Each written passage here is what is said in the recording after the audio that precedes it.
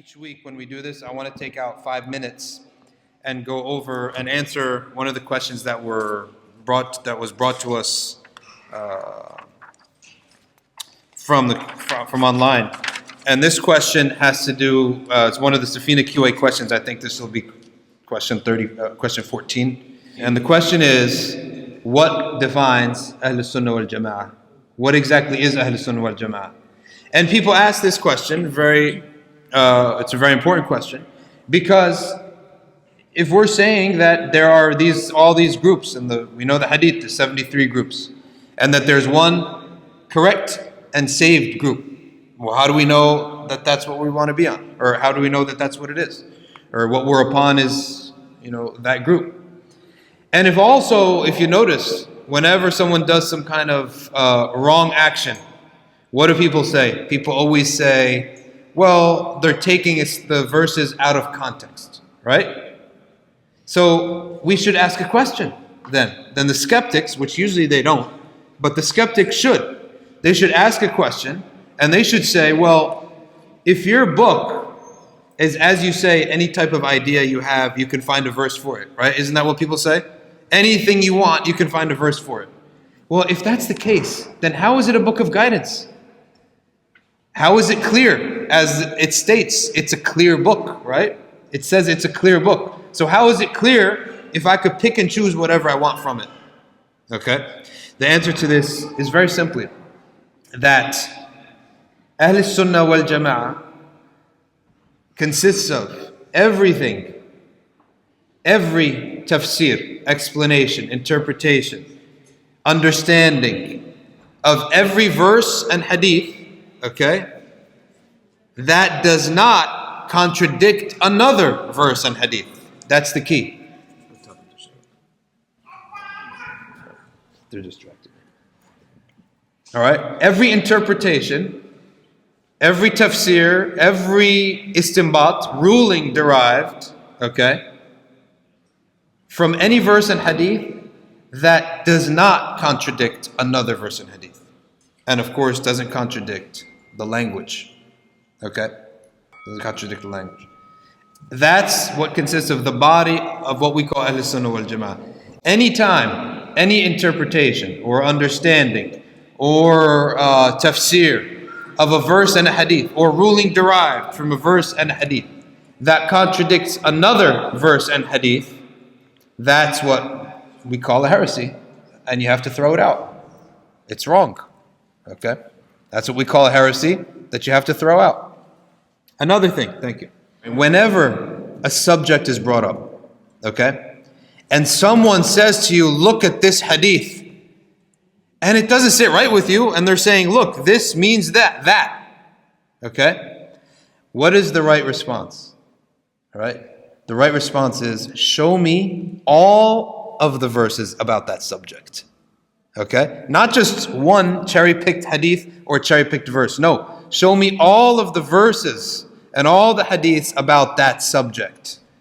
Then when you go through all of them, then you'll come out with the truth. Right? Then you'll come out with the truth. And the Prophet, the word al-Sunna wal-Jamaa comes from, some say that Sayyidina Ali is the one who asked Ibn Abbas, okay, to begin codifying matters because of the rise of the Khawarij, okay? The rise of the Khawarij group, sects. Okay, which brings up another question. Why are there sects in Islam? If Islam is true, or why didn't Allah protect it? He protected the Quran. Why doesn't He protect the theology of Islam and the law of Islam? Well, because the answer is because we're humans. We're human beings. We're not light switches that are on and off. We have gradients of understanding. We have whims. We have hawa. We have will power that contradicts sometimes the guidance. Right? And all of us, at some point or another, there's going to be a piece of guidance, and our whims will want to do the opposite. So there is a gradient of guidance. And as the Prophet ﷺ said, what is this gradient? It's 73 grades. One is correct, and the others are wrong. Now, Ibn Abbas, he took this word, Ahl-Sunnah wal-Jamaa, which some people say he was the first person to utter that phrase. And Allah knows best, but it's not really critical. but some people attribute it to Ibn Abbas. That it's from a hadith in which the Prophet ﷺ said, after my death you will see ikhtilafan kathira, much difference, a lot of differences. After my death you will see a lot of differences. Okay? A lot of new things. Okay? So they said, well, what do we do then, O Messenger of Allah? He said, stick to my sunnah and the sunnah of the rightly guided khalifas after me. Okay, rightly guided khalifas after me. Which, he said, khulafa, not al-khalifa, not al-khalifatan, al-khulafa, plural. Which means the Prophet ﷺ knew that the khulafa would be multiple, more than three or more. Why is that important? Because later he said, al-khilafa min ba'di 30 sana. Khilafah after me is 30 years. So if, as is claimed by Ahlul Shia, that there should have been one Khalifa, Ali should have been the Khalifa, well, Ali lived 29 and a half years after the Prophet ﷺ. And then Hassan, 6 months, he was the Khalifa. So if the Khilafah is 30 years, there would have been only 2 Khalifas. If it was supposed to be Ali and Abu Bakr and Umar had done wrong. That's a little side note. But the Khulafa is plural. Okay? So, take my sunnah. Then they asked, O Messenger of Allah, well, who then will be on your sunnah at that time? So we could be with them. He said, al-Jamaa, the majority, the Jumhur. And why is it that it happens to be that most of the people are on the sunnah? Well, actually, it's very simple.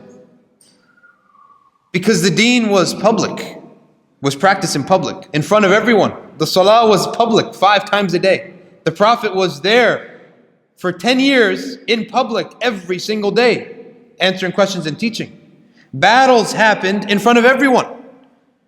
He made khutbahs in front of everyone. Okay? So the deen was public. And the transmission of the deen was, as we would call it today, democratized. The Prophet ﷺ said, any one of you who hears anything from me, pass it on. Pass it on, and don't think that you have to have a high level of qualification. It may be that you're passing it on to someone smarter than yourself, or more attentive and attuned than yourself. So the transmission was democratized. There were no limits. There are no rules that state that you can or cannot transmit a matter from the deen. Okay? And because of this, transmission was public, and as a result of that, right? As a result of that, it's very hard to embed or insert a lie into the truth.